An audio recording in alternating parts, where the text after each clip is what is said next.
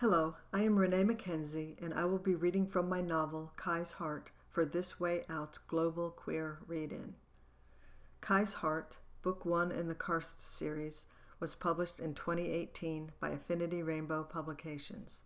The novel is set in New America, post-World War III. I am reading the prologue and beginning of Chapter 1. Kai's Heart, Prologue. The sun is bright on this clear day. I pull my eye shades from the pocket of my denim cargo pants and place them on my face, letting them block the strongest rays. The low rumble of a distant generator is barely discernible.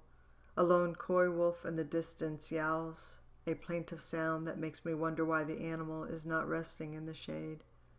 I stand on an unnamed ridge southeast of Grover, staring down at ND3, National Detention Number 3, which is believed to be the most brutal of the 5 detention centers used by the Anointed to imprison us resistors.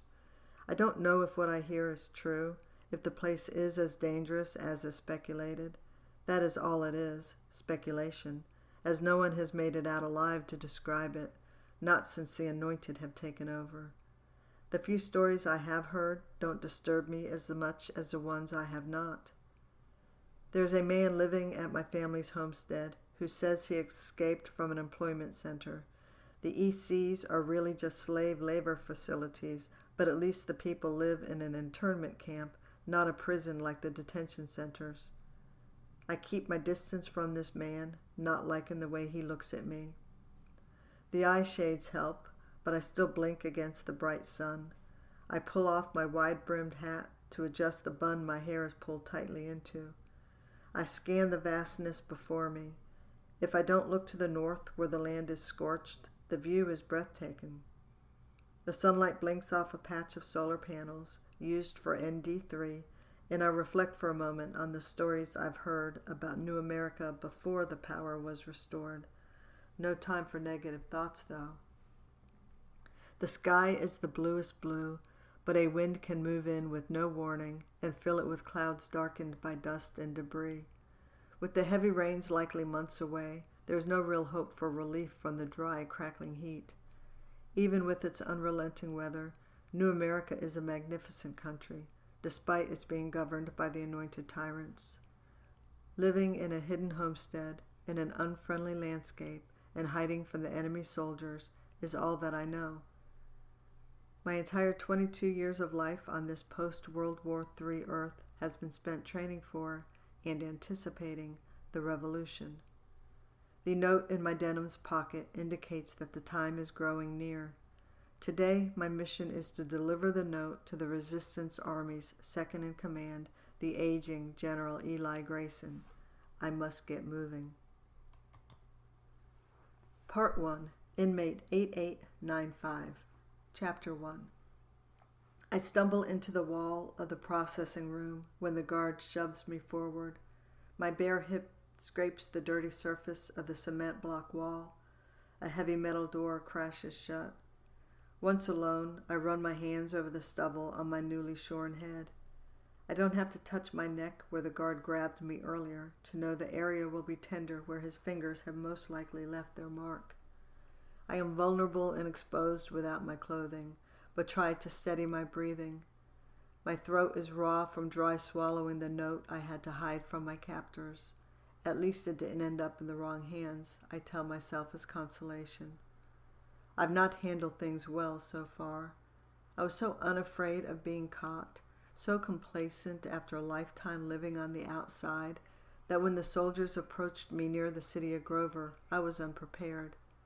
They had asked me over and over where I'd come from and where I was going. I'd known immediately that things wouldn't end well for me. The door opens and a shirt and pair of denims land at my feet. Get dressed. I scramble to gather the clothing off the sticky floor. Hurry up, or do you want another cavity search? Bile rises in my throat, and I dress as quickly as I can. A murderous rage is building in me, and I know I must tamp it down. I focus. Rule number 1, always know your mission. Today, my mission is to stay alive, hopefully with humanity and dignity, but those are not deal breakers. The guard grabs me by the arm and yanks me toward him. "Pagan mutant," he says, spittle hitting me. I want to punch him in his pale face so badly it sickens me. If I had my prized knife, the one they had all but drooled over when they confiscated it from me, I would bury it in his chest all the way to the hilt. The guards had eyed me suspiciously as I was processed in, but not nearly as critically as the other prisoners are doing now as I make my way down the long corridor. My fellow resistors will want to know how I managed to survive on the outside without proper documentation. People just didn't come in new to the system anymore. Only resistance prisoners who'd been kicked out of one of the employment camps came into any detention center now, or an anointed one who'd broken the law, especially if that law was against the Bible or helping a resistor. I am afraid I will see recognition on the faces of the other prisoners, but then I decide the gaunt, slack faces around me belong to women who've been incarcerated since before I was even born. The thought offers relief, then floods me with despair. I hear the mutterings from the other prisoners. "She must be a spy. She's an anointed pretending to be a resistor." "No," someone else chimes in. "She's from the North Territory, spying for them." No one comes or goes from the North. The mention of the North Territories gets my attention. It is on the other side of the scorched black wasteland, protected by unstable canyons and craters. Rumor has it that this strip of northern land is a bastion of peace, but I don't know anyone who's ever been there and come back to tell about it. Before long, even the guards are whispering about me. "She's here to check up on us." "No, she's here to bring word from the family members at the ECs." Or maybe she's just a dim-witted pagan who's been stumbling around on the outside all this time, getting away with it out of pure dumb luck. A guard laughs. Not that we could tell that by looking at her. All those pagans look like they have damaged DNA. I ignore the laughter that ensues. I hold my head high because the anointed may have conquered my people over 2 decades ago, but soon the Resistance Revolution Army will turn the tide and I will be free again. I just have to survive until then. "Go on, move it," the guard nudges me forward. Some of the prisoners are lingering in the open doorways to the cells with the large barred doors, while others mill about the corridor. I will learn soon enough how much time outside the cells we get. I walk until I am shoved into the entrance to a cell and glance around what will presumably be my home away from home. There is one window, boarded up from the outside, except for the top 2 or 3 inches. There are 2 sets of bunk beds, of which 3 beds look obviously claimed. The last, a bottom bunk, has no sheets or pillow, just a soiled inch-thick mattress. I sit on the edge of that bunk. "Did I tell you to sit, inmate?" I jump up, instinctively, but when I see the woman is dressed as I am in denims and work shirt, with her head shorn close to the scalp, I know she is just another prisoner. I sit back down. "Seriously?" the woman asks. "Did you seriously just show me disrespect?" I don't answer. Instead, I mentally prepare myself to fight if the other woman does not back down. I glance at the door to the cell. 2 other women stand in the doorway, arms crossed over their chests. The lighter of the 2 laughs until the other elbows her roughly. I pivot around on the mattress and stretch out my legs.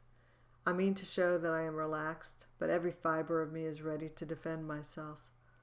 "All right then," the woman says.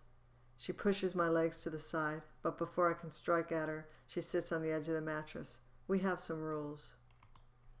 The others come in to stand by the bunk. I raise an eyebrow but do not speak. First, we mind our own business, but we have each other's back. That means don't bring any drama or dirty skanks into our little slice of real estate. The woman smiles. "Clean women are welcome, but not dirty skanks. You get my drift?" "Yeah," I lie. "Whatever." I nudge her with my leg and the woman gets up. I sit up. "What's your name?" the first woman asks. I look at her.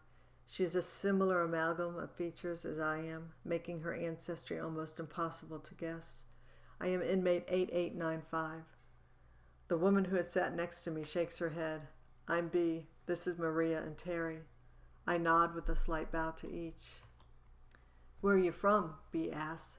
Nowhere and everywhere. Where you been if you aren't coming in from a work camp? How do you know I'm not coming from one? Everyone knows you came from the outside, out of thin air, like a spy. A shrill alarm sounds in the corridor. Evening head count. The woman named Terry explains. We line up in the hall. After that, we'll be confined to ourselves for the rest of the night. At the other end of the hall, a prisoner is being berated for having the audacity to look a guard in the eye. Note to self, no eye contact with the guards. The two guards who walk slowly past are thumping pieces of metal piping against their legs as they do so. They wear dark green cargo pants and gray polo shirts. I work hard to train my focus over the right shoulder of each guard as they pause in front of me. The women to both sides of me are holding out a cloth. I see the last guard squirt what appears to be tooth gel onto the cloth of the woman beside me. At the last second, I extend my hand slightly, and with only a moment of hesitation, the guard squirts some gel directly onto my fingers. I wait until I am back at my bunk to scrub the gel into my teeth. I need to figure out how to get one of those cloths. Maybe it will come with my bed sheets. On my second day at ND3, I sit on my bunk. The only other person in the cell with me is Maria. I am bringing my mind to a quiet place, settling down the anger over being incarcerated before I venture out again into the corridor that will lead me to a day room and cafeteria, as well as other places I've yet to imagine. A bell rings in a curious pattern. What's that? I ask Maria. That's the shower call. Leave your boots here, Maria instructs. If you leave them by the shower, they'll be taken by some greedy guard. I strip off my boots and follow my bunkmate down the corridor where we line up against a wall, moving slowly. The women ahead of me start to strip, so I do as well. All of our clothing goes into a big bin. The mold in the shower hangs in the air and clings to the walls, ceiling, and floor. We all shuffle in. My foot hits a slick spot, and I think I'm going to fall, but the woman behind me grabs my arm. Easy, she whispers. I make eye contact for just a moment, memorizing her features to ensure I will know the face of this kind stranger later. Rings hang in a row from the ceiling. The women hurry to grab the closest one to them. I grow panicked that it's some kind of lottery system. Fewer rings than women, and the women who don't get one get, what, stoned? Trampled? I grab a ring with one hand and leave the other arm draped subconsciously across my bare body. I glance around, and all I can see are ribs and sharp angles of hips on the emaciated women. I am thin and always have been, but some of these women are only a ration or two away from starvation. Thank you for listening. I am Renee Mackenzie for This Way Out Radio.